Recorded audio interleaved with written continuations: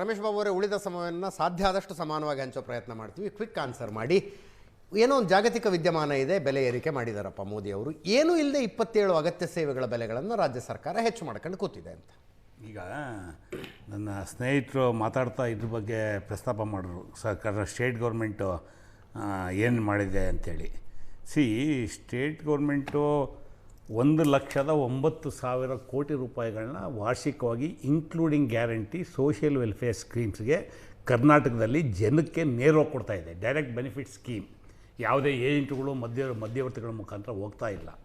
ಇವತ್ತು ಕೇಂದ್ರ ಸರ್ಕಾರಕ್ಕೆ ಏನು ರೆವಿನ್ಯೂ ಇದೆ, ಎಷ್ಟು ಸ್ಕೀಮ್ ಕೊಡ್ತಾ ಇದ್ದೀರಾ, ನೀವು ಯಾರಿಗೆ ಹೋಗ್ತಾ ಇದೆ ಅನ್ನೋದು ನೀವು ಹೇಳಬೇಕು.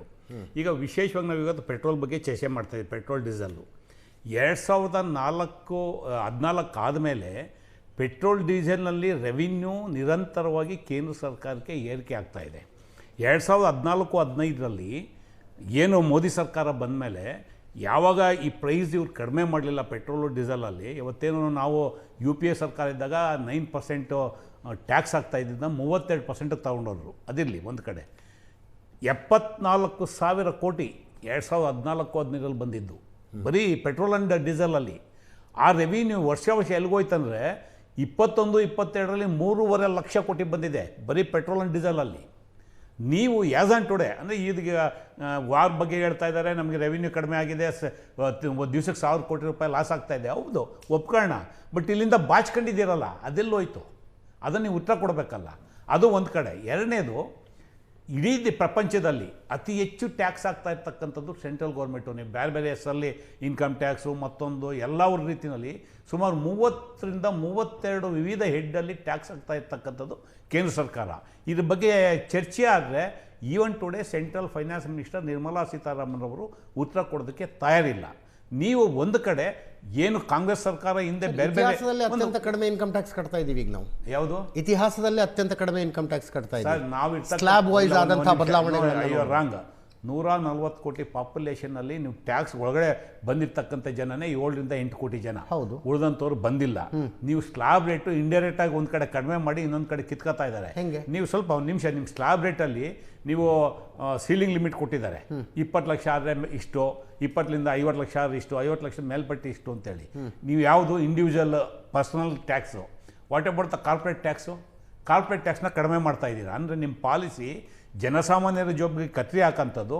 ನಿಮ್ಮ ಪರವಾಗಿ ಯಾರು ಎಲೆಕ್ಷನ್ ಒಂದು ನಿಮಿಷ ಗೊತ್ತು ನನಗೆ, ದಯವಿಟ್ಟು ಎಲೆಕ್ಷನ್ ಬಾಂಡ್ ಮುಖಾಂತರ ಯಾರು BJPಗೆ ಫಂಡ್ ಕೊಡ್ತಾರೆ ಅವ್ರಿಗೆ ಟ್ಯಾಕ್ಸ್ ಕಡಿಮೆ ಮಾಡೋಂಥದ್ದು.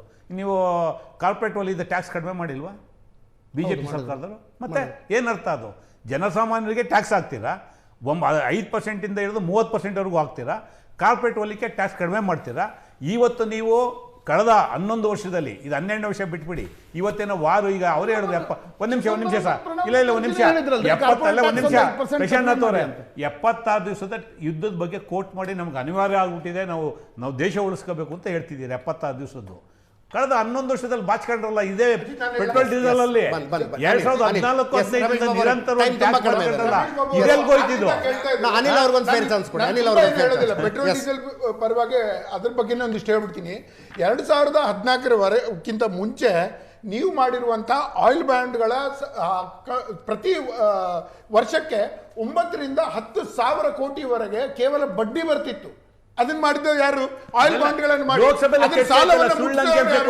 ಸಾಮಾನ್ಯ ಜನರ ಮೇಲೆ ಹೊಣೆ ದುಡ್ಡನ್ನು ತೆಗೆದುಕೊಂಡು ಮತ್ತೆ ಸಾಮಾನ್ಯ ಜನರಿಗೆ ಉಪಯೋಗ ಆಗುವಂತಹ ಬಡ್ಡಿ ಹಣವನ್ನು ತಪ್ಪಿಸಿ ಇವತ್ತು ಕಂಪ್ಲೀಟ್ ಆಗಿ ಆಯಿಲ್ ಬ್ಯಾಂಡ್ ಮೇಲೆ ಇರುವಂತಹ 2.16 ಲಕ್ಷ ಕೋಟಿ ಹಣವನ್ನ ಮುಟ್ಟಿಸುವಂಥದ್ದು ಕೇಂದ್ರ ಸರ್ಕಾರ. ನಾನು ಕೊನೆಯದಾಗಿ ಹೇಳಬೇಕು ಅಂದ್ರೆ, ಈ ದೇಶವನ್ನ ಆಳಿದಂತ ಕಾಂಗ್ರೆಸ್ ಪಾರ್ಟಿಗೆ ಕಷ್ಟದ ಸಮಯದಲ್ಲಿ ದೇಶದ ಜನರ ಜೊತೆಗೆ ಸರ್ಕಾರದ ಜೊತೆಗೆ ನಿಲ್ಲುವಂತ ವಿಷಯನೇ ಇಲ್ಲ. ನನಗೆ ಹಾಸ್ಯಾಸ್ಪದ ಅನ್ಸುತ್ತೆ ಕಾಂಗ್ರೆಸ್ನವ್ರು ಮಾತಾಡಿದಾಗ, ಪ್ರಧಾನಮಂತ್ರಿಗಳು ಫಾರಿನ್ ಟ್ರಿಪ್ ಮಾಡಬೇಡಿ ಅಂತೇಳಿ ನೆಕ್ಸ್ಟ್ ಡೇ ಜನರಲೈಸ್ ಮಾಡಬೇಡಿ.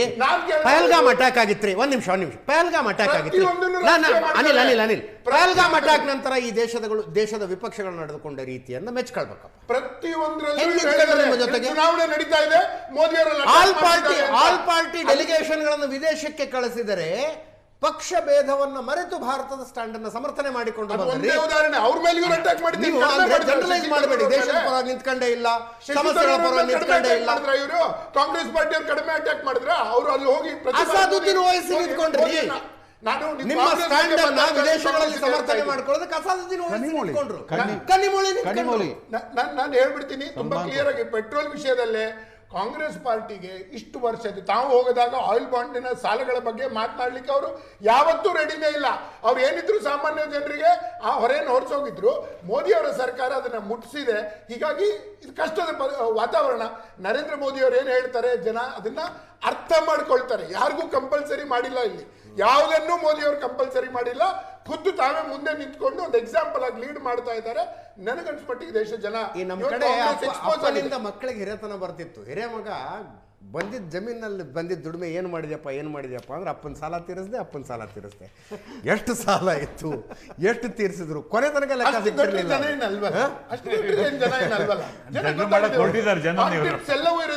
ಅಪ್ಪನ ಸಾಲ ಎಷ್ಟಿತ್ತು ಇವ್ನು ಎಷ್ಟು ತೀರಿಸ್ದ ಅನ್ನೋ ಲೆಕ್ಕ ಸಿಗೋದಿಲ್ಲ.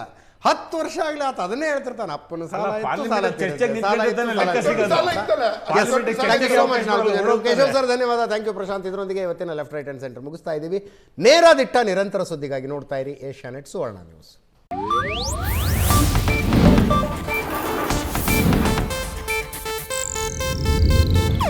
ಇದು ಏಷ್ಯಾನೆಟ್ ನ್ಯೂಸ್ ನೆಟ್ವರ್ಕ್ ಪ್ರಸ್ತುತಿ.